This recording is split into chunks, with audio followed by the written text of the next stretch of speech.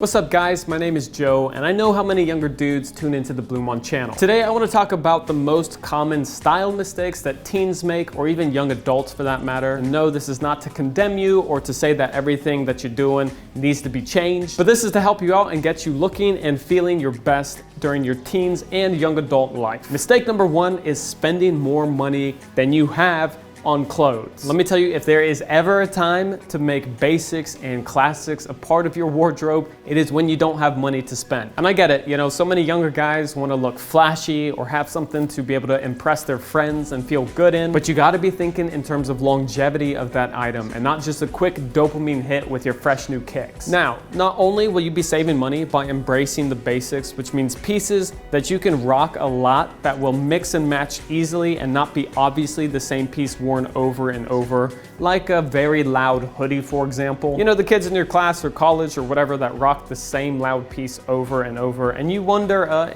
is that all that you own? But yeah, not only are you gonna save money with wearability, but the basics and classics are gonna make you look a lot more mature than you might think. It doesn't have to be boring, okay? Take into consideration fit, color, shoes to go with the look. Just don't underestimate the basics and don't spend money that you don't have. When it comes to money, especially, you know, when you're younger, there are far more important things that you can either spend money on or even save money. I know, especially with this men's fashion channels like this one and whatnot, we're really into fashion, but that doesn't mean you have to be spending a lot of money to make yourself look good. Number two, all right, hype does not equal fashion. I don't care if people say that this is an opinion, I'm gonna be over here stating it as a fact. Hype doesn't equal fashion. Now, hype pieces can be worn in a way that does look fashionable, but hype in and of itself does not equal fashion, especially like the full head to toe hype beast outfits.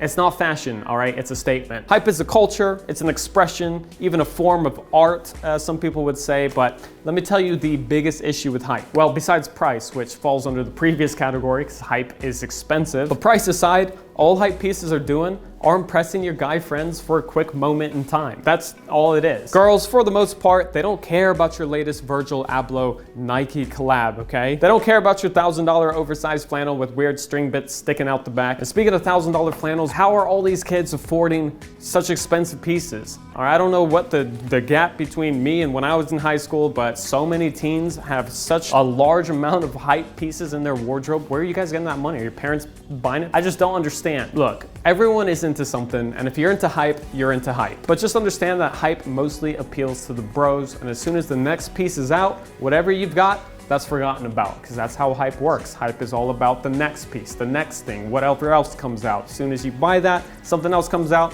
your piece, not as cool anymore. Third up, let's go ahead and put hype aside and talk about experimentation. I know that in your teens and your young adult stage, you're still figuring out who you are and your personal style aesthetic. I mean, I'm still working on refinement myself. So as important as it is to keep experimenting and keep trying different pieces to find your own personal style aesthetic, a big mistake I see is trying to combine too many different trends together and just wearing it all at once. You hear about this trend, there's a trend over there. You grab it all together and put it all on your body at the same time. I mean, you're just trying to cover all your bases, right? The truth is, it looks sloppy and your outfit is probably dealing with multiple personality disorder on one level or another. The best way to incorporate new pieces, new trends, or items you haven't messed with before is to start out with a simple look and incorporate. Switch out pieces here and there. Start out with something simple and start to mix in some new pieces that you haven't tried before. And from there, just adjust and tweak until you find the perfect fit. Don't forget that holding back is often gonna give you a much stronger look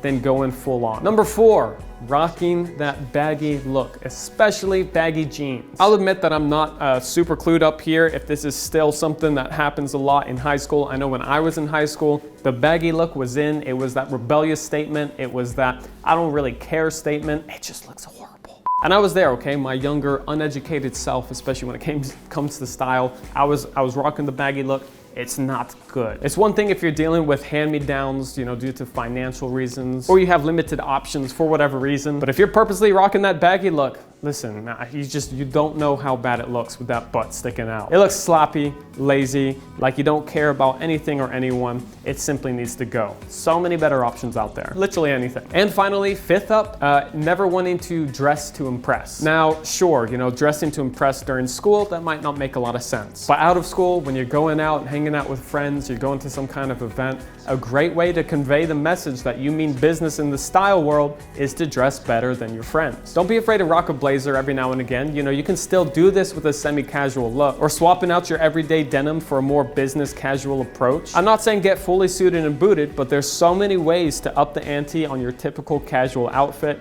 and if you do it well, people will notice. They'll be like, dang, look at Ronald over there. He is here to leave an impression. A more formal approach does not need to be your daily staple, but having it as an option for the right moment and the right time, that can add a level of diversity to your look that not many guys are even thinking about trying, let alone matching. Get out there, be your stylish selves, dress the best that works for you and what you like. Hope you guys found this helpful. Thank you guys for watching.